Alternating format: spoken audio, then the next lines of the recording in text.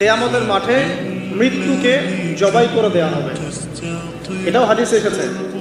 কিয়ামতের মাঠে যখন সমস্ত মানুষকে আল্লাহ পাক উঠাবেন, হিসাব নিকেশ নেওয়া হবে এবং চুল ছেঁড়া বিশ্লেষণ করা হবে, যার ব্যাপারে নবী সাল্লাল্লাহু আলাইহি ওয়াসাল্লাম বলছেন, একটা শিংওয়ালা ছাগল যদি একটা শিং ছাড়া ছাগলকে গুঁতো দিয়ে থাকে অন্যায়ভাবে, কিয়ামতের মাঠে আল্লাহ পাক ওই শিংহীন ছাগলকে শিং দিয়ে বলবেন, তুমি গুঁতা মেরে এখন প্রতিশোধ নাও। মানে বিচারটা এতটাই সূক্ষ্ম হবে।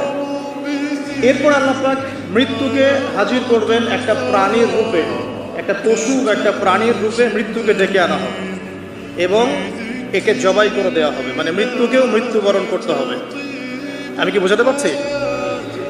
এতে করে কি হবে, জান্নাতীদের উৎফুল্ল যে মেজাজ, যে খুশি, এটা আরো বেড়ে যাবে। কারণ তারা বুঝতে পারবে যে এরপরে আর কোনো মৃত্যু নাই, আমরা অনন্তকাল জান্নাতে থাকবো ইনশাআল্লাহ। আর যারা জাহান্নামী, তাদের আক্ষেপ, দুঃখ, কষ্ট, যন্ত্রণা আরো বেড়ে যাবে। কারণ তারা বুঝতে পারবে, কাশ যদি মৃত্যু হতো, জাহান্নামে আযাব ভোগ করে মরে যেতাম, মাটি হয়ে যেতাম। পুরো নাবার শেষের দিকে পড়ে দেখবেন, ইয়া লাইতানি কুনতু তুরাবা, হায় আমি যদি আজকে মাটি হয়ে যেতাম। ঠিক আছে? সূরা ফুরকানে আল্লাহ পাক বলছেন, তোমরা একটা মৃত্যুকে ডেকো না, বহু মৃত্যুকে ডাকতে থাকো।